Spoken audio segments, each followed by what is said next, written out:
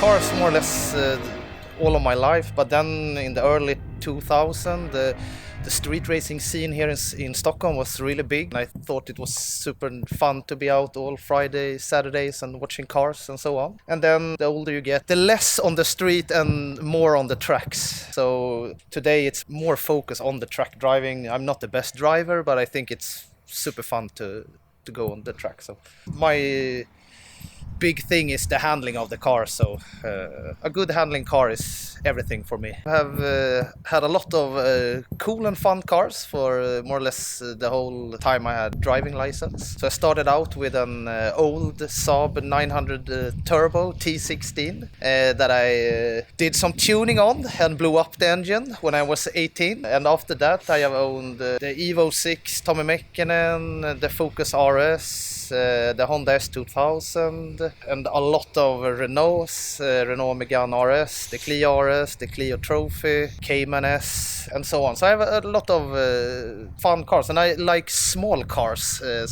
Most of the cars I have owned is more like driver's cars. Okay, so let me go back a bit and ask you about your...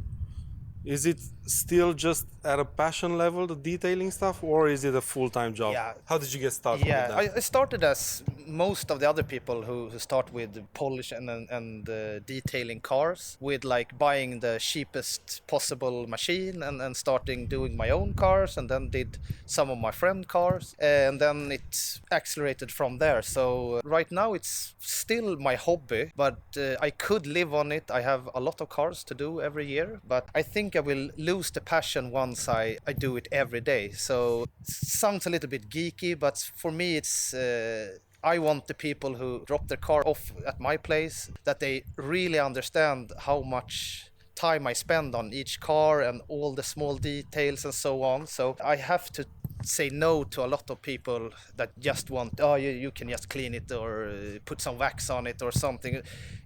I'm doing the whole 9 yards or nothing. So I'm super geeky on it, but that's the way I want it. And especially right now when I have my own detailing brand, the series with shampoo and the waxes and so on, then all cars that leave my little gloss cave is a promotion for me. So they need to be like 110%.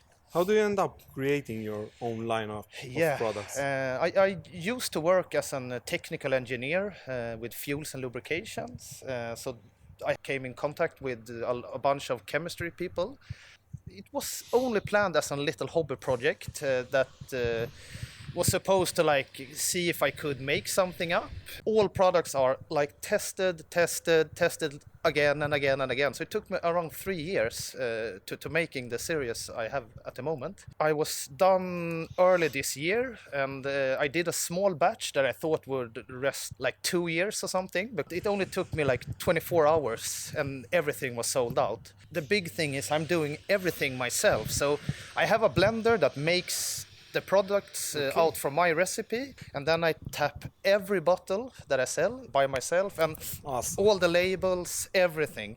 So it cost me more or less more than I earn on it, but I think it's a really fun little project, and as I said before, it was never intended to be this big as it has gone. So at the moment I'm working full-time with this. Of course everyone has good products, but I thought it would be fun to have products that are tested here in Sweden, because most of the companies are from US or UK or something, exactly. And they don't have this kind of harsh environments that we have here. So everything is tested and prepared for the Swedish winter and roads and so on. So, that's cool. Yeah.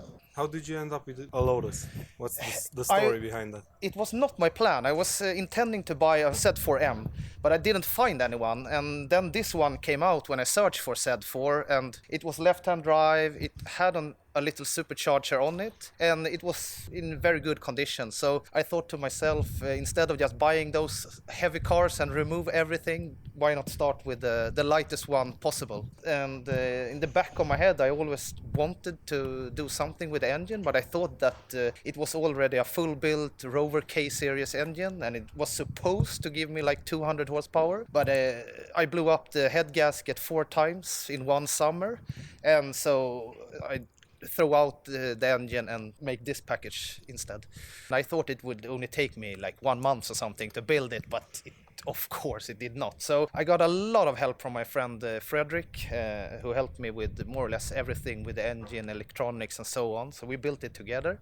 So instead of the Rover K series, it's an Honda K series. So it's a Honda K20 from 2004 Civic Type R. Then we have an Eaton Supercharger on it, running with E85. It's also charge cooled, so I have all the water connections in the front. And it's a dual stage pre-methanol injection system as well. So at the moment it's pushing around 400 horsepower, and with methanol I can go a little bit higher, but around 400 I think is a realistic number. But what makes the package is that the car is so light. It's only like 780 kilos with the setup it's running on right now. And the engine is bone stock. I have not touched anything inside the engine.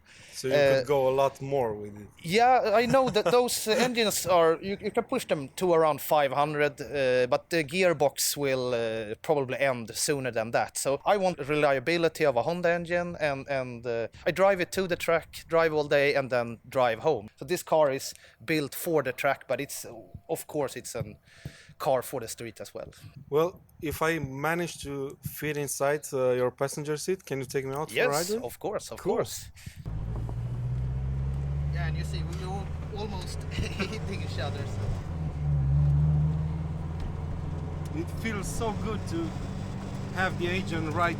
Yeah, and you hear the rattle. It's from the exhaust system that goes up to the roll cage.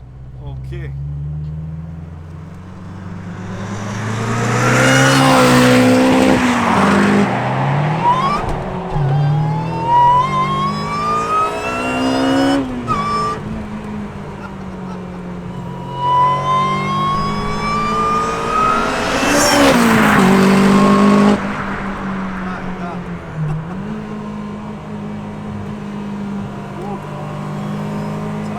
Be a little bit easy here because of the. What I like the most from the engine is how smooth everything is. It just pulls and pulls and pulls until you hit the rev limit. So now the tires are super cold and it just spins, but once everything is hot and so on, it feels like the chassis could handle the power. It doesn't feel sketchy or. And I really don't think the dampers are that hard, to be honest. It's just right. Yeah. And tell me a bit about the bucket seats. Yeah. These are some Tillet B5s replicas, because I couldn't afford the real ones. Okay. So it's a guy over in UK who make them. It's a carbon fiber seat. Only weighs 1.5 kilos each. Really? So they are super light, and they are not that bad to sit in compared on how they look. It looks like you're going to break your spine or something, but I think they are quite okay once you're in them. Inside I have to change everything because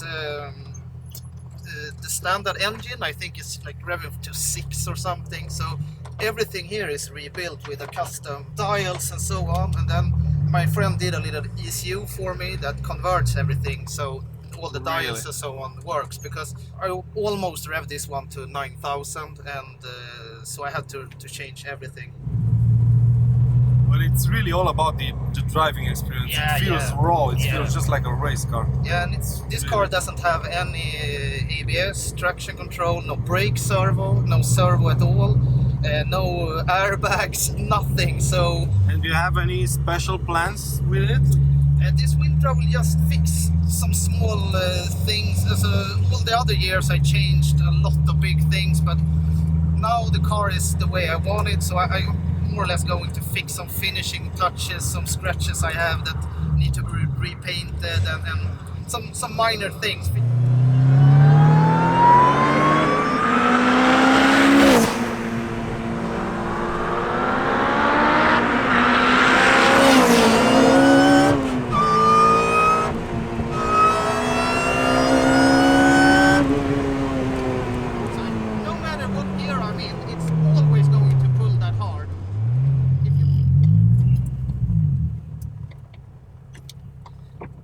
Yeah, so it's, of course there are like people having like 1,000 horsepowers in their turbocharged BMWs and so on, but I like the package of this car. It's so light, so you get the power on instant, Yeah, and you get it the is. sound from the supercharger. You have the chassis, the brakes, everything is compliant with the engine power. So I like it very much how you feel everything that's yeah, going on yeah, in the car. yeah. You really feel when the engine starts revving how everything starts Yeah, shattering. comes in to here. life. Yeah. Yeah. Cool.